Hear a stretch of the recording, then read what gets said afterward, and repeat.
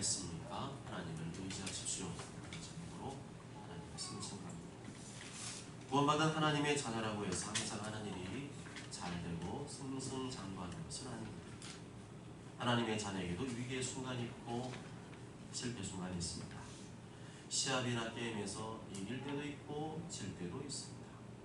좋은 성적을 받을 때도 있고 그렇지 못할 때도 있습니다. 시험에서 합격할 때도 있고 불합격할 때도 있습니다. 내가 원하는 대학이나 기업에 붙을 수도 있고 떨어질 수도 있습니다. 여러분 다시 도전해야 할 수도 있습니다. 꼭 그래야 한다는 생각이 우상입니다. 꼭 잘 돼야 한다는 생각이 우상입니다. 꼭 내가 원하는 대로 돼야 한다는 생각이 우상입니다. 남들 보기에 성공한 사람이 되어야 한다는 것이 우상입니다. 그런 성도는 하나님께서 내가 원하는 대로 안 해주시면 쉽게 삐지고 토라질 것입니다. 하나님께서 내가 기도한 대로 안 들어주시면 하나님을 향해 쉽게 원망하고 불평할 것입니다. 그러다가 자꾸만 시험에 들고 넘어지게 되는 것입니다. 하나님은 나에게 꼭 그렇게 해 주셔야 한다는 생각, 하나님 내가 원하는 대로 다 들어주셔야 한다는 생각, 내가 이만큼 했으니까 하나님 나에게 잘 해주셔야 한다는 생각, 이게 다 우상입니다. 하나님의 주권을 인정하지 않는 생각이 다 우상인 것입니다. 가만 보면 우상은 하나님께서 만드신 것이 아니라 자기 자신이 만든 겁니다. 인간이 만들고 또한 내가 만든 겁니다. 내가 원하는 프레임을 짜놓고 거기에 맞는 하나님, 내 입맛에 맞는 하나님을 새롭게 만들고 있는 것입니다. 성도님들 중에 내가 하는 일이 꼭 잘되고 성공해야만 하나님께 영광을 돌리게 된다는 생각을 가진 분들이 많은데 그것 또한 우상입니다. 내가 하는 일이 안 되고 실패하면 하나님의 영광을 가르게 된다는 생각 역시 우상입니다. 꼭 그래야 된다는 생각, 꼭 그렇지 않으면 안 된다는 생각은 하나님의 생각이 아니라 내가 만들고 내가 설정한 생각입니다. 성경이 말하는 하나님이 아니라 내가 만든 또 다른 우상이죠. 하나님은 그런 분이 아니십니다. 하나님은 나를 향해 꽃패만 들고 계신 것이 아니라 꽝도 들고 계십니다. 흑사리 껍데기도 들고 계십니다. 하나님은 이런저런 많은 경우의 수를 가지고 내 인생을 탄력적으로 능동적으로 인도하시는 분입니다. 하나님께서 나의 성공을 통해서도 훈련을 하시지만 나의 실패와 패배를 통해서도 나를 다듬어 가시고 만들어 가시는 분입니다. 하나님은 내가 만든 성공의 틀 속에 집어넣을 수도 없고 집어넣지도 않는 크고 위대하신 분이십니다. 하나님은 대단히 인격적이시고 지혜와 능력이 뛰어난 분이십니다. 그렇기 때문에 얄팍한 나의 이기적인 생각에 놀아나는 분이 아닙니다. 내 생각대로 조종당하지도 않고 움직이도 않는 분입니다. 그런 하나님이라면 이미 하나님이 아니시죠. 여러분은 나는 하나님 앞에서 죄인이라고 인정하지 않습니까? 나는 하나님 앞에서 부족하고 연약한 존재라고 인정하지 않습니까? 나는 하나님이 없이는 안 된다는 생각을 가지고 있지 않습니까? 그런데 왜 나는 항상 이겨야 되고 잘 돼야 하고 성공해야 한다는 생각을 가지고 계십니까? 부족하다면서요. 연약하다면서요. 나는 죄인이라면서요. 그런데 어떻게 항상 잘 되고 잘 풀리고 성공하고 이길 수 있습니까? 내가 정말 죄인이고 부족하고 연약한 사람임을 인정한다면 잘 안 될 수도 있고 실패할 수도 있고 질 수도 있고 패배할 수도 있는 거 아닙니까? 때로는 원치 않는 사고나 질병을 만날 수도 있는 거 아닙니까? 그런데도 여전히 나는 문제가 없어야 되고 뭐든지 잘해야 되고 남보다 뛰어나야 되고 공부도 잘해야 되고 성공해야 되고 뭐든지 잘 돼야 한다는 고정관념, 강박관념에 사로잡혀 있지 않습니까? 그게 바로 내가 만든 우상입니다. 하나님은 나의 실패도 사용하시는 분입니다. 하나님 나의 상처와 아픔도 사용하시는 분입니다. 하나님 나의 부족함과 연약함도 사용하시는 분입니다. 그런 하나님이 성경이 말씀하시는 하나님이 아니신가요? 좀 자유하면 안 됩니까? 좀 마음의 여유를 갖고 살면 안 됩니까? 나도 실패할 수 있어. 나도 아플 수 있어. 나도 병들 수 있어. 나도 질 수 있어. 나도 욕먹을 수 있어. 나도 어려움 만날 수 있어. 라고 생각하면 안 됩니까? 왜 많은 한국 사람들이 자신이 불행하다고 생각하는 것일까요? 왜 많은 한국교회 성도들이 자신은 불행하다고 생각하는 것일까요? 꼭 그래야 한다는 고정관념과 프레임에 자기 자신을 묶어두고 있는 것은 아닙니다. 경제개발협력기구 OECD 가입한 38개 국가 중에서 자살률 1위인 국가가 어딘 줄 아십니까? 우리나라. 우리나라의 10대, 20대, 30대 사망 원인 1위가 무엇인 줄 아십니까? 자살입니다. 왜 꽃다운 나이의 젊은 청년들이 자살을 택하는 것일까요? 안 그래도 저출산 고령화 문제가 심각한데 하필이면 젊은 사람들이 자살을 택하는 것일까요? 우리나라의 사회 구조와 인식이 그만큼 완고하다는 증거입니다. 좋은 직장에 취직한 사람은 성공한 사람, 좋은 직장에 취직하지 못한 사람은 실패하는 사람, 인성이나 성품은 더러워도 좋은 데 취직하고 돈만 많이 벌면 성공한 사람이라고 치켜세우는 고정관념이 너무도 강하기 때문 아닙니까? 특히 대학을 졸업할 때까지 공부도 잘하고 별다른 실패를 경험하지 못한 청년일수록 자살할 확률이 높다고 합니다. 꼭 1등이 아니면 안 된다는 생각을 가진 청년, 꼭 이 점수가 아니면 안 된다는 생각을 가진 청년, 꼭 이 대학이 아니면 안 된다는 생각을 가진 청년, 꼭 이 회사가 아니면 안 된다는 생각을 가진 청년일수록 자살할 확률이 더 높다고 합니다.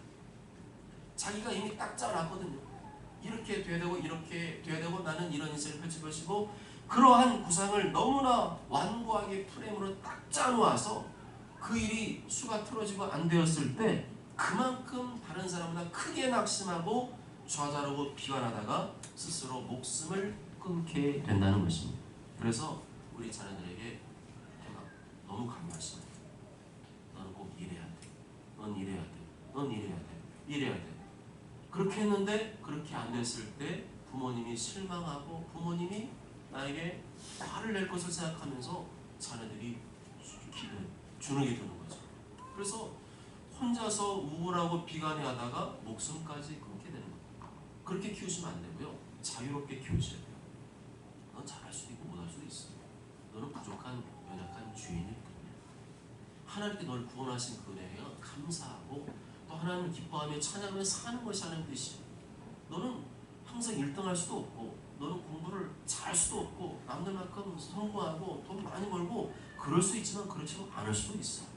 그런 생각을 심어줘야 아이들이 참여합니다. 그래 아이들이 실패하고 넘어져도 낙심하거나 좌절하거나 우울하거나 비관하지 않게 되죠. 아닙니다. 인간은 거룩하시고 전능하신 하나님 앞에서 다 죄인이고 다 연약하고 부족한 존재이기 때문에 얼마든지 실패할 수 있고 넘어질 수 있고 패배할 수 있고 질 수도 있습니다. 그런 것을 용납하지 못하는 완고하고 경직된 사회적 분위기, 가정의 분위기가 많은 사람들을 우울, 비관, 슬픔, 죽음으로 몰고 가고 있는 것입니다. 그것이 바로 사탄이 쳐놓은 죽음의 프레임이죠. 더 큰 문제는 그런 잘못된 사회적 분위기가 교회 안에도 들어와 있다는 사실입니다. 교회 안에서는 이러한 잘못된 세상의 사고방식 프레임이 걸러져야 됩니다. 교회 안에만 들어오면 누구든지 예수님 안에서 자유와 평강과 기쁨을 누려야 됩니다. 공부를 잘하든 못하든 얼굴이 잘생기든 못생기든 남보다 잘났든 못났든 돈을 많이 벌든 못 벌든 교회 안에만 들어오면 세상이 줄 수 없는 예수님의 자유와 평강과 기쁨을 누려야 됩니다. 교회만 들어오면 하나님의 나라를 누려야 됩니다. 나도 얼마든지 실패할 수 있고 패배할 수 있고 질 수 있고 병 걸릴 수 있고 사고 만날 수 있고 돈 못 벌 수 있고 그럼에도 불구하고 하나님께서 나를 사랑하시고 나에게 새로운 은혜를 주신다는 믿음의 생각이 교회 안에 가득해야 합니다. 우리 교회가 그러한 교회가 되어야 할 줄로 믿습니다. 우리 교회 그런 하나님의 마음, 아버지의 마음을 품은 교회가 되어야 할 줄로 믿습니다. 실패하고 좌절하고 낙심한 사람이 우리 교회만 오기만 하면 다시금 회복되고 세워지는 교회가 되어야 할 줄로 믿습니다. 오늘 본문에 보면 하나님의 마음에 맞는 다윗도 실패와 패배를 경험했습니다. 에돔과의 전쟁 초기에 큰 패배를 맞고 왔습니다. 그 패배의 쓴맛이 얼마나 깊은지 다윗이 크게 낙심하고 좌절했습니다. 그에 관한 고백이 1절에 나와 있는데요.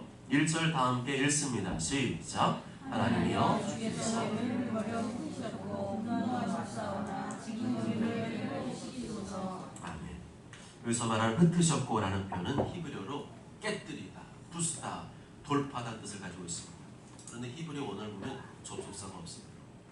하나님께서 우리를 버리셨고 흩으셨고 깨뜨리셨고 부으셨고 돌파하셨다. 그런 식으로 표현하고 있는 것입니다. 그만큼 전쟁에서 완전히 대패, 참패를 경험했다는 거죠. 1, 2, 3, 2 어퍼컷도 완전히 연속적으로 얻어 터지다가 1라운드에서 완전히 기진맥잖아요. 그러기 상태가 된 상황입니다. 다윗은 이번 전쟁의 패배 원인을 이렇게 분석합니다. 주께서 우리를 버려 흩으셨고 분노하셨었구나. 우리가 전쟁에서 패배한 이유는 주님께서 우리를 버리셨기 때문입니다. 주께서 우리에게 분노하셨기 때문입니다 라고 해석을 하고 있습니다. 다윗은 모든 성공과 실패 원인을 하나님 안에서 찾으려고 합니다. 모든 성공과 실패의 원인을 신앙의 문제 안에서 해석하려고 합니다. 그렇습니다. 우리도 다윗처럼 모든 성공과 실패의 원인을 하나님 안에서 찾으려고 해요. 세상 사람들이 말하듯이 주변 환경, 실력에서만 그 원인을 찾으려고 할 것이 아니라 먼저 다윗처럼 하나님 안에서 그 문제의 원인을 찾으려고 해야 됩니다. 하나님의 주권적인 뜻, 하나님께서 허락하시기 때문에 이런 일이 벌어졌다는 믿음의 생각을 해야 됩니다. 그런 믿음의 생각을 했기 때문에 다윗 전쟁에서 크게 패배했을 때 먼저 하나님 앞에 엎드리고 있는 것입니다. 하나님과 상관없이 세상적인 사고방식으로 가득한 그리스도인은 인생의 문제의 실패의 원인, 각종 사고 질병의 원인을 인간적이고 환경적인 데에서만 찾으려고 합니다. 그러니까 하나님께서 자꾸만 고통과 실패를 허락하시는 겁니다. 아닙니다. 모든 문제의 원인을 다윗처럼 하나님 안에서 찾으려고 해요. 하나님의 뜻 안에서, 하나님의 주권과 섭리 안에서 찾으려고 해야 됩니다. 그래야 할 때 더욱 하나님 앞에 엎드려서 하나님의 도우심을 구하게 됩니다. 당시 얼마나 다윗의 군대가 큰 패배를 맛보게 되었는지 2절과 3절에서 아주 실감나게 묘사를 하고 있습니다. 2절 3절 다 함께 읽습니다. 시작. 그 틈을 비우소서 땅이 흔들림이니이다. 주께서 주의 백성에게 어려움을 보이시고 비틀거리게 하는 포도주를 우리에게 마시게 하셨나이다. 아멘. 땅이 갈라지고 흔들렸다는 것은 당시 실제 지진이 일어났다는 것으로 볼 수도 있지만 앞뒤 문맥의 흐름상으로 볼 때에는 다윗이 경험한 이 전쟁의 패배가 매우 극심했음을 표현한 것으로 해석할 수 있습니다. 마치 땅이 갈라지고 흔들린 것 같은 큰 충격을 받았다는 것입니다. 마음이 안정되지 못하고 불안정했다는 것입니다. 어떻게 이 어려운 상황을 수습하면 좋을지 도저히 엄두가 나질 않았다는 겁니다. 그런데 다윗은 이 모든 상황을 누가 허락하신 것으로 이해하고 있습니까? 주께서 이 모든 상황을 허락하신 것으로 이해하고 있습니다. 주께서 땅을 진동시키사 갈라지게 하셨소. 주께서 주의 백성에게 어려움을 보이시고, 이것을 볼 때 하나님께서 항상 나를 축복하시고 잘 되게 하시고 이기게 하신다는 고정관념에 빠지면 신앙생활을 잘 못할 수 있다는 것을 알 수 있습니다. 하나님께 때로는 나의 고난과 패배의 쓴맛도 경험하게 하시고 아픔과 실패도 경험하게 하셔서 그로 인해 하나님을 더욱 찾고 의지하게 만드시는 분이심을 알 수가 있습니다. 주께서 전쟁에서 패배를 허락하셨다는 것은 뒤집어 말하면 누가 이 전쟁에서 다시 이기게 할 수 있다는 것입니까? 하나님께서 다시 이 전쟁에서 이기게 하실 수 있다는 겁니다. 하나님이 도와주시면 얼마든지 다시 승리할 수 있다는 겁니다. 사무엘상 17장 47절에 또 여호와의 구원하시니 칼과 창이 있지 아니함을 이 무리에게 알게 하리라.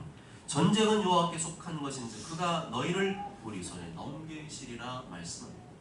다윗은 이미 10대 청소년 시절에 이 고백을 했습니다. 전쟁의 승패는 칼과 창에 있지 않습니다. 뛰어난 무기나 실력이 있지 않습니다. 전쟁은 하나님께 속한 것입니다. 전쟁의 승패는 하나님께 달려 있습니다. 아멘. 얼마나 멋진 신앙 고백입니까? 다윗 10대에 이 고백을 했습니다. 다윗은 모든 전쟁의 승패의 원인, 인생의 승패의 원인을 하나님 안에서 찾으려고 했습니다. 인생의 성공과 실패의 원인을 하나님 안에서만 찾으려고 했습니다. 내가 하나님께 잘못한 것이 무엇일까? 내가 하나님께 불순한 것이 무엇일까? 내가 하나님 마음을 아프게 한 것이 무엇일까? 내가 하나님의 마음을 분노케 한 것이 무엇일까? 거기에서 모든 성공과 실패의 원인을 찾으려고 했습니다. 우리도 그래야 됩니다. 어떤 시적인 상황, 환경, 최신 무기, 도구, 내가 가진 실력, 능력 안에서 그 문제의 원인을 찾으려고만 하지 말고 하나님 안에서 찾으려고 해야 됩니다. 그것이 바로 하나님 기뻐하시는 성도의 모습인 것이죠.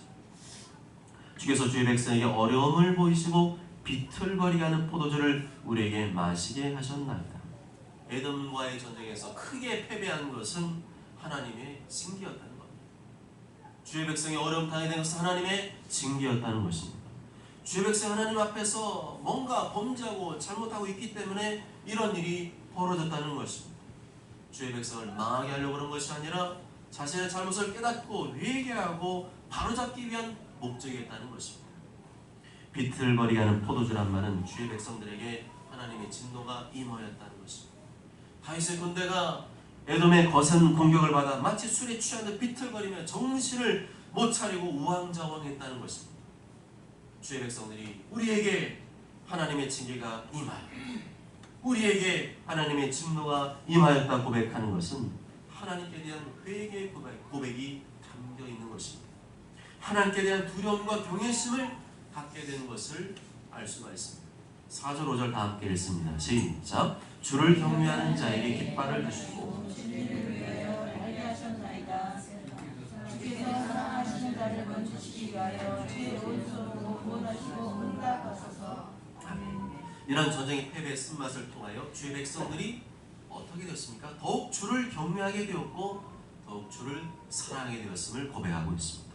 어려움과 고난을 통하여 다시 정신을 똑바로 차리고 하나님 중심의 신앙을 회복하게 되었음을 고백하고 있습니다. 이렇게 다윗은 우리가 이제는 그런 전쟁의 패배, 인생의 실패를 통하여 하나님을 경외하고 하나님을 사랑하는 마음을 회복하였사오니 하나님께 다시금 우리에게 회복의 깃발, 승리의 깃발을 달게 해달라고 간구하고 있습니다. 주의 오른손으로 구원해 주시고 응답해 달라고 간구하고 있습니다. 다시 말하면 하나님께서 주의 백성들에게 진정으로 원하시는 것은 하나님과의 관계 회복이라는 겁니다.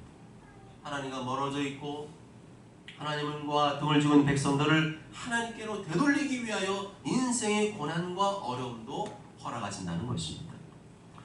혹시 우리 중에 인생의 어려움과 고난 가운데 있는 분이 계십니까? 인생의 패배와 실패의 쓴맛을 맛보고 계신 분이 계십니까? 그것은 다름이 아니라 하나님과의 관계를 회복하라고 하시는 하나님의 나팔소리인 줄 믿습니다. 너 너무 하나님과 멀어졌어. 너 너무 하나님과 등 돌렸어. 너 너무 하나님을 의지하지 않아. 너 너무 세상의 소문밖에 몰라. 그러니까 어서 돌아와. 내가 너를 징계하고 때리는 이유는 어서 나에게 돌아오는 것이야. 고난과 어려움 속에서 하나님과의 관계를 회복하시길 바랍니다. 자꾸만 인간적인 방법으로 어려움과 고난을 해결하려고 하지 말고 먼저 하나님과의 멀어진 관계를 회복하시길 바랍니다. 하나님께서 내 잘못을 깨닫고 회개하고 하나님을 가까이 하시길 바랍니다. 그래야 하나님께 다시금 승리의 깃발, 회복의 깃발, 진리의 깃발을 달게 하실 줄 믿습니다. 주의 사랑한 자를 건지시기 위해 주의 오른손으로 구원하시고 응답하실 줄 믿습니다. 그렇게 하나님께 회개하며 신앙의 회복을 다짐하는 다윗에게 하나님의 말씀이 임하게 되었습니다. 6절 7절 말씀 다 함께 읽습니다. 시작. 하나님의 거룩하심으로 말씀하시되 내가 기노니라. 내가 세겜을 나누며 수고 골짜기를 측량하리라. 길라시 내 것이요 원하시도 내 것이요 에브라는 내 머리의 투구 유다는 나의 규인이요 모압은 나의 목욕통이라. 에돔에는 나의 신발을 던지리라. 아멘. 세겜과 수곳은 이스라엘 조상 야곱이 하나님을 만나 제단을 쌓은 것입니다. 길랏, 므낫세, 에브라임, 유다는 이스라엘 땅 중에서 대표적인 장소죠. 에돔과 모압은 발람의 연을 통해서 이스라엘에게 멸망당할 곳이라 예언된 것입니다. 블레셋 역시 하나님께서 이스라엘에게 붙이신 나라입니다. 다 이미 하나님께서 승리를 보장하신 나라들입니다. 하나님의 말씀으로 약속하신 땅들입니다. 몰라서 말씀한 것이 아니라 다시금 기억나고 생각나게 하시려고 말씀하신 것입니다. 그렇습니다. 하나님께서는 거듭거듭 말씀하시는 하나님이십니다. 예전에 하셨던 말씀 한 번만 하시고 마는 하나님이 아니라 잊을만 하면 기억나게 하시고 잊을만 하면 생각나게 하시는 하나님이십니다. 지금 우리가 듣고 있는 이 말씀도 이미 들었던 말씀입니다. 모르는 말씀이 아니에요. 그렇지만 우리가 너무 쉽게 하나님의 말씀을 잊어버리며 살기 때문에 또다시 반복하여 말씀하시는 것입니다. 설교자를 통하여 성경을 통하여 하나님의 말씀을 계속 반복하여 들려주시는 이유는 이미 들었던 하나님의 말씀을 붙들고 살라는 것입니다. 어려울수록 힘들수록 이미 들었던 하나님의 말씀을 붙들고 살라는 것입니다. 쉽게 요동하고 흔들리는 세상의 상식, 지식, 가치관을 붙들지 말고 영원히 변치 않는 굳건한 반석과 같은 하나님의 말씀을 굳게 붙들며 살라는 것입니다. 그 말씀이 늘 기억나게 하고 생각나게 하라는 것입니다. 우리가 반복적으로 성경 읽고 듣고 묵상하고 암송한 이유도 그것입니다. 뭔가 새로운 지식을 얻기 위해 성경 읽고 듣고 묵상하고 암송하는 것이 아니라 이미 들은 말씀, 배운 말씀 다시금 기억나게 하고 되새기고 뼛속까지 새기기 위해서 그렇게 하는 것입니다. 하나님의 말씀을 꾸준히 읽고 묵상하고 듣고 암송하는 사람은 언젠가 하나님의 사람으로 멋지게 변화될 것입니다. 그렇지만 예수님 믿어도 그 속에 하나님의 말씀이 없는 사람은 예수님 믿기 전에 죄악된 삶을 계속 반복하게 될 것입니다. 그 결과 예수님 믿어도 하나님의 말씀으로 변화되지 않는 성도, 성화되지 않는 성도는 더 많은 삶의 고난과 고통을 경험하게 될 것입니다. 하나님께서 그런 성도의 은혜와 복을 주기를 원하시면 이전에 먼저 고난과 어려움을 통해 깨어지고 부서지고 변화되게 하실 것입니다. 하나님의 능력이 부족해서도 아니고 하나님의 손이 짧아서도 아닙니다. 내가 여전히 변화되지 못하고 성화되지 못한 것이 많기 때문입니다. 하나님을 경외하며 사랑하며 살기보다는 세상의 성공, 자기 잘난 맛에 살기 때문입니다. 그러므로 진정으로 기록된 하나님의 은혜와 복을 경험하기 원한다면 먼저 하나님의 말씀으로 돌아가야 됩니다. 하나님의 말씀 앞에 회개하며 돌이켜야 됩니다. 하나님의 말씀으로 나의 못된 자, 못난 자, 악한 자를 쳐서 복종시켜야 됩니다. 그럴 때 하나님께서 기록하신 말씀을 이루어 주시고 기록하신 말씀을 경험케 하시는 줄 믿습니다. 승리의 깃발, 회복의 깃발, 진리의 깃발을 내 삶에 달게 하실 줄 믿습니다. 다시님이 말씀하신 하나님의 승리 약속을 기억한 후에 다시금 단식하며 하나님께서 이스라엘 군대와 함께 해줄 것을 간구하고 있습니다. 이미 다윗은 경험했습니다. 자신이 가진 힘만으로 에돔 군대를 절대로 정복할 수 없음을 처절히 깨달았습니다. 사람의 구원은 헛되다는 사실을 처절히 깨달았습니다. 그렇기 때문에 다윗은 완전히 하나님께 올인하여 전심으로 간구하며 부르짖고 있습니다.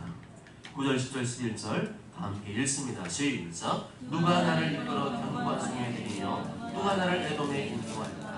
하나님이여 주께서 우리를 버리지 아니하셨나이까. 하나님이여 주께서 우리 군대와 함께 하시나이까. 우리를 도와 대적을 치게 하소서. 사람의 구원은 헛됨이니이다. 하나님께서 우리를 버리시면 우리는 아무것도 할 수 없음을 깨달았습니다. 사람의 힘만으로는 저 강한 에돔을 이길 수 없음을 깨달았습니다. 하나님께서 우리 군대와 함께 해주시고 우리를 도와 저 대적을 치게 하소서.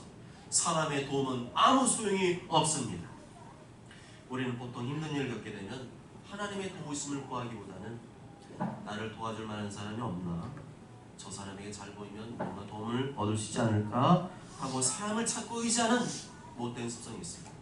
그러나 다윗은 나를 도와줄 만한 사람이 아니라 오직 하나님의 도우심만을 간절히 바라였습니다. 온전히 선을 하나님께 돌려 보정하였습니다. 그게 인생의 실패, 전쟁의 실패를 통해 얻은 교훈이었습니다. 그렇게 하자 다윗은 새로운 용기와 확신과 소망을 얻게 되었습니다.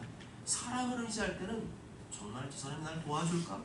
항상 불안과 의심 속에 살았다면 하나님만을 의지하고 하나님만을 간절히 바라자 다윗의 마음속에는 새로운 용기와 확신이 불듯 일어나게 되었습니다. 그 12절의 말씀인데요. 12절 말씀 다 함께 읽습니다. 시작. 우리가 하나님을 의지하고 용감하게 행하리니 그는 우리의 대적을 밟으실 이심이로다. 아멘. 하나님을 의지하면 의지할수록 바라보면 바라볼수록 새로운 용기와 소망과 확신을 얻게 되는 줄 믿습니다. 할 수 있다는 자신감, 강하고 담대한 마음을 얻게 되는 줄 믿습니다. 사랑하는 여러분, 우리의 삶의 현장에는 우리 힘만으로는 도저히 이길 수 없는 거대한 에돔과 골리앗이 버티고 있습니다. 내 힘만으로는 해봐야 실패하고 패배할 수밖에 없는 거대한 에돔과 골리앗이 버티고 있습니다. 다윗이 그것을 모르고 자신의 힘만 의지하였다가 큰 실패와 패배의 쓴맛을 맛보게 되었습니다. 그로 인해 다윗은 다시는 사람을 의지하지 않고 하나님만을 바라보며 의지하게 되었습니다. 하나님께 회개하며 돌이키며 하나님과의 관계를 회복하게 되었습니다. 그것이 바로 인생의 실패와 패배를 통해 얻은 유익이었습니다. 멍청한 사람은 똑같은 실패를 반복합니다. 그러나 똑똑한 사람은 인생의 실패 속에서 교훈을 배우고 똑같은 실패를 반복하지 않습니다. 다윗 인생의 쓴 실패와 패배를 통하여 그것을 교훈 삼아 하나님만을 바라보며 의지하기로 결단했습니다. 사람을 의지하지 않고 하나님만을 의지하며 바라보기로 결단하며 나아갔습니다. 그 결과 마음속에서 불안과 의심이 아니라 새로운 용기와 확신이 가슴속에서 부르듯 일어나는 것을 경험하게 되었습니다. 먼저 저는 모두가 다윗처럼 인생의 실패와 패배를 통하여 자신의 잘못을 철저히 깨닫고 회개하며 하나님만을 간절히 의지하고 바라보심으로 말미암아 새로운 용기와 소망과 확신 가운데 승리의 깃발을 달며 살게 되시길 주님의 이름으로 축복합니다. 아멘.